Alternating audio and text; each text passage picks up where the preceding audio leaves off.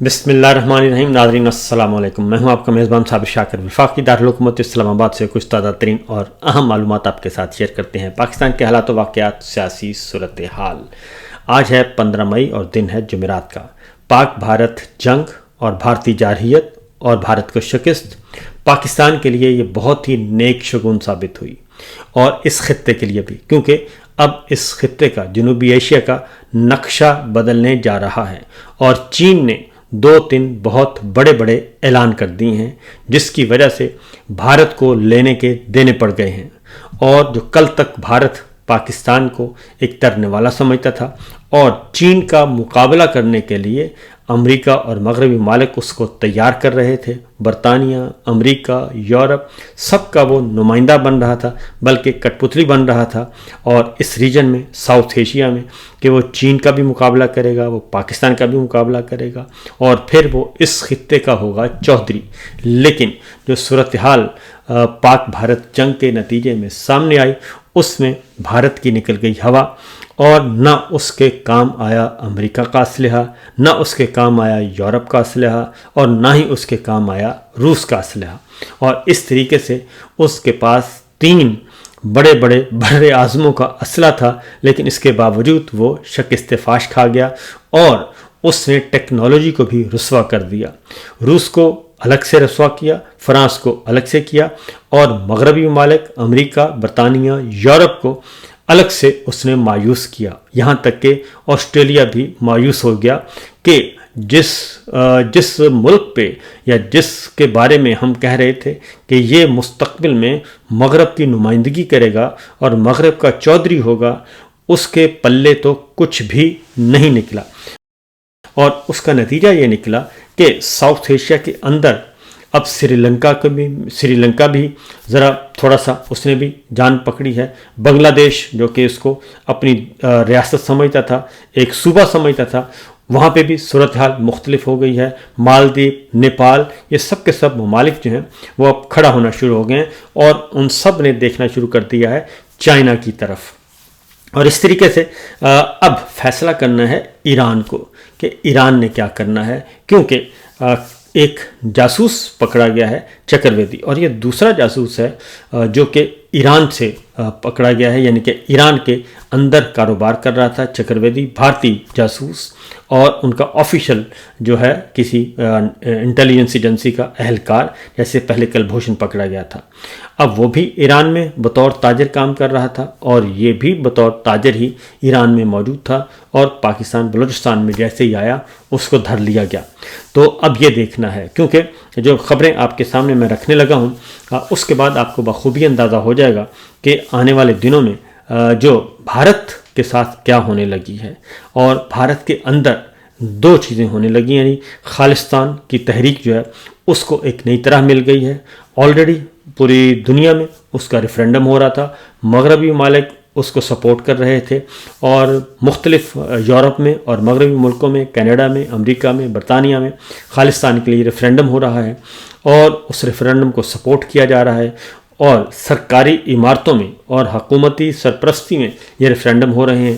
تو جس کا بھارت کو بہت زیادہ تکلیف بھی ہے، اور بھارت پہ الزام بھی ہے کہ انہوں نے کینیڈا میں ایک سکھ رہنما کو قتل بھی کروایا۔ یہ بھی ایک الگ سے معاملہ ہے، سفارتی تعلقات خراب ہو چکے، اب مزید جو ہے اس کا بھرکس نکل گیا ہے۔ تو سچویشن یہ ہے کہ فرانس 24 کی رپورٹ ہے، اور اس میں انہوں نے کہا ہے کہ پاک بھارت جنگ چین کے ہتھیار مغربی ہتھیاروں پر فاتح رہے، اور فرانس نے تسلیم کر لیا ہے کہ واقعتاً جو پاکستان کا کلیم ہے وہ درست ہے۔ فرانس 24 کی رپورٹ ہے، اس کے مطابق 7 مئی کو صبح 4 بجے چینی سفارتکار کے اہلکار کا وفد، جس سے نیند سے جگا کر یہ بتایا گیا کہ اسلام آباد میں وزارت خارجہ کے ہیڈ کوارٹر پہنچا، اور جہاں انہیں ایک پرجوش فوجی بریفنگ دی گئی اور خوشخبری سنائی گئی کہ ہمارے لڑاکا طیاروں نے 3 بھارتی رافیل طیارے گرا دیے ہیں۔ انہیں بتایا گیا کہ ہمارے J-10C طیارے تھے، جو کہ پہلی بار کسی عملی جنگ میں استعمال ہو رہے تھے، اور چین کا وفد اس کارکردگی پر بہت زیادہ خوش ہے پاکستان سے، کیونکہ فرانس 24 کے مطابق 10 مئی کی جنگ بندی کے بعد متعدد ممالک کی جو توجہ ہے وہ پاکستان کے نئے چینی اسلحہ پر مرکوز ہو گئی ہے، اور جس کی پہلی بار کسی جنگ میں باقاعدہ طور پہ آزمائش ہوئی، کیونکہ یہ ویسے تو کمپیوٹر ٹیسٹ تو ہوتے رہتے ہیں اور فرضی ٹیسٹ ہوتے رہتے ہیں، لیکن کسی جنگ میں، ریئل جنگ میں یہ پہلی دفعہ تھا کہ ایک طرف پاکستان اور چین کے ہتھیار تھے اور دوسری جانب مغرب کے، رشیا کے، یورپ کے ہتھیار تھے۔ تو یہ پہلی لڑائی تھی جس میں دو بدو یہ فیصلہ ہو گیا، اور اس میں انہوں نے کہا کہ اس جنگ میں بھارت کے مغربی ہتھیاروں نے صرف پاک چین اشتراک سے بننے والے ہتھیاروں کا مقابلہ کیا۔ بھارت کی جانب سے رافیل گرائے جانے کا صاف الفاظ میں اقرار یا انکار نہ کرنا طیارے گرائے جانے کے دعووں کو مزید تقویت دیتا ہے۔ اب چونکہ 5 جہازوں کا ملبہ مل چکا ہے جو کہ بھارت کے اندر گرے تھے، اور 2 پائلٹوں کی ہلاکت کی تصدیق ہو چکی، اور 8 پائلٹ جو ہیں وہ ہسپتالوں میں داخل ہیں، اور ایک جہاز جو پاکستان کی حدود میں شاید گرا ہے اس کا ابھی تک ریکارڈ پہ نہیں لایا جا رہا، اور اس کے پائلٹ کو بھی ریکارڈ پہ نہیں لایا جا رہا۔ تو بہرحال دوسری جانب روئٹرز نے بھی کم از کم ایک، اور واشنگٹن پوسٹ نے 2 رافیل طیاروں کی تصدیق کر دی ہے، یہ بھی چل رہا ہے۔ اور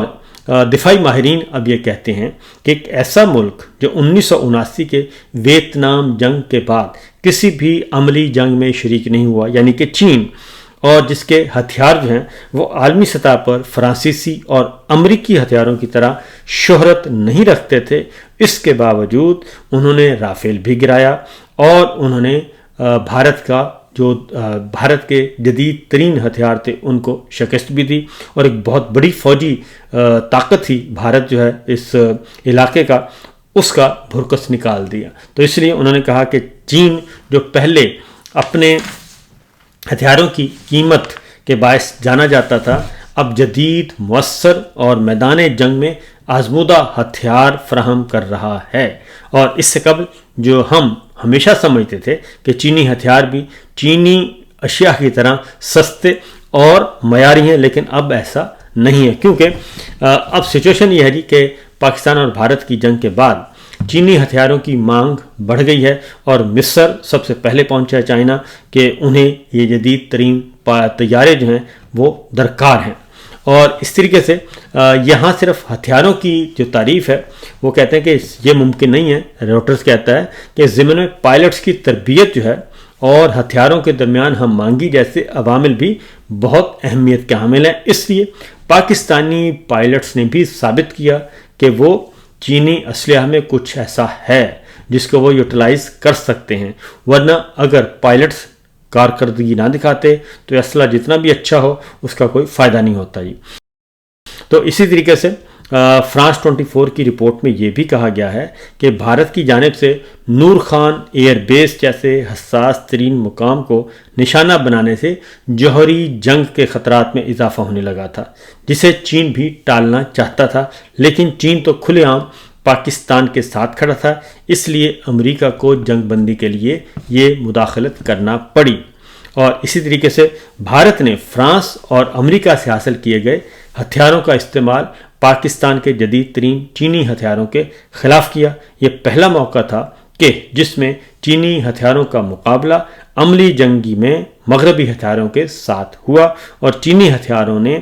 زیادہ تر اور اپنے مقررہ نشانوں پر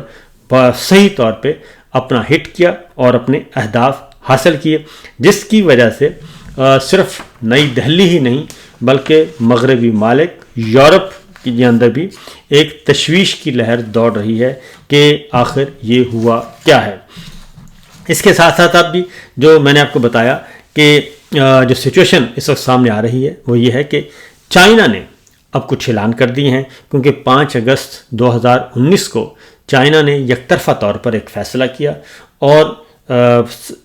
کشمیر کا جو خصوصی درجہ ہے اس کو ختم کر دیا تھا۔ آرٹیکل 370 ختم کر دیا، 35 سے ختم کر دیا، اور انہوں نے کہا کہ مقبوضہ وادی جو ہے وہ ساری کی ساری ان کی ہے، اور وہ اٹوٹ انگ بن گیا ہے۔ चाइना ने उस वक्त भी बड़ी मार उन्हें पिटाई की थी और अच्छी खासी दुर्गत बनाई थी, और बहुत सारे इलाके जो हैं जो चाइना क्लेम करता था वो उन पे अपनी फ़ौज उतार दी थी।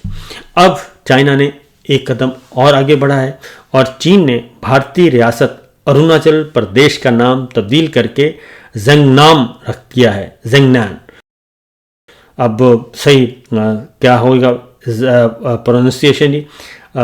ZANGNAN ये रख दिया है जी। इसके मज़ीद 27 इलाकों के नाम भी भारत के तब्दील कर दिए हैं। जिन मुकामात के नाम तब्दील किए गए हैं इनमें 15 पहाड़ हैं और 5 रिहायशी इलाके हैं, 4 दर्रे हैं और 2 दरिया हैं और एक झील शामिल है। और चाइना ने ये अनाउंस कर दिया है कि ये इलाके चाइना के हैं और वो बहुत जल्द यहाँ पे अपनी फ़ौजें उतारेगा और ये भारत से वापस ले लेगा। भारतीय जरीदे द टाइम्स ऑफ इंडिया ने ये कहा है कि चीनी वजारत ख़ारजा का कहना है कि जिनके नाम तब्दील किए गए हैं ये तमाम इलाके चीन का हिस्सा हैं। वाज़ेह रहे कि चीन अरुणाचल प्रदेश को मुतनाज़ इलाके करार देता है और इसे जनूबी तिब्बत का अपना हिस्सा डिक्लेयर करता है।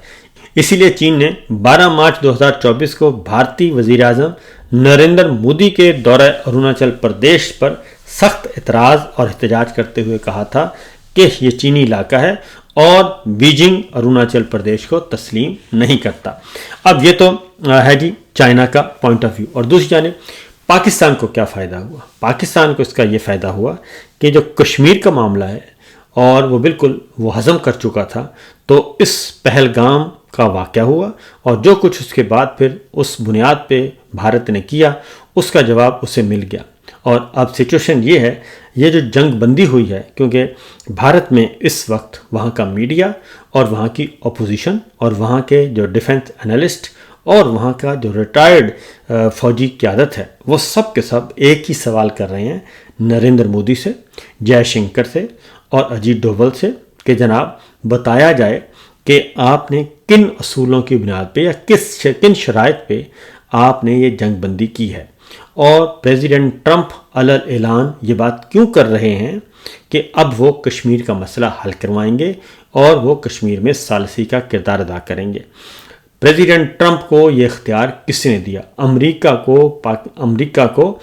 दिल्ली की दाखिली सियासत में किसने घुसेड़ा? क्योंकि सूरत हाल ये है कि इससे पहले भारत जो है, भारतीय सरकार और भारत की इस्टेब्लिशमेंट हमेशा पाकिस्तान पे इल्ज़ाम आयद करती थी कि ये तो अमेरिका का एक बेबी बॉय है और मगरब बरतानिया का बेबी बॉय है और इससे ज़्यादा और कुछ नहीं है, तो ये कहते थे। लेकिन इस दफ़ा ये हुआ कि अब दिल्ली के फ़ैसले और वो फैसले हो रहे हैं वाशिंगटन से और वो कर रहा है अमेरिका। अब भारत की जो खारजा पॉलिसी है और वो दाखिला पॉलिसी है और उसकी सियासत है, सियासी बयानियाँ है, यहाँ तक कि कश्मीर का मामला, जंग बंदी हो, ये सारे के सारे जो मामलात हैं वो वाशिंगटन देख रहा है। और प्रेसिडेंट ट्रंप जो हैं वो इस वक्त हावी हैं नरेंद्र मोदी पे और भारत की सारी इस्टेब्लिशमेंट पे। ये एक पहली दफ़ा हुआ है। भरम तो पहले था, दरूने खाना तो बहुत कुछ होता था, लेकिन एक भरम था, तो इस दफ़ा वो भरम भी टूट गया है और अब वहाँ की अपोजिशन हो और मीडिया हो, सब के सब नरेंद्र मोदी से सवाल कर रहे हैं कि जनाब बताया जाए कि आपने ये कैसे अमेरिका के साथ मामला तय कर लिए। और इसीलिए जो अब मकबूजा कश्मीर में भी इसके मस्बत असरात और वहाँ पे भी एक चेहरों पे रौनक देखी जा रही है मकबूजा वादी के लोगों पे कि वो भी अब देख रहे हैं पाकिस्तान की तरफ और अमेरिका की तरफ कि हो सकता है उनकी बात सुनी जाए। उसकी रीज़न ये है कि इस अब 5 अगस्त 2019 के बाद के इक़दामात के बाद 370 ख़त्म हुआ जब और 235 से,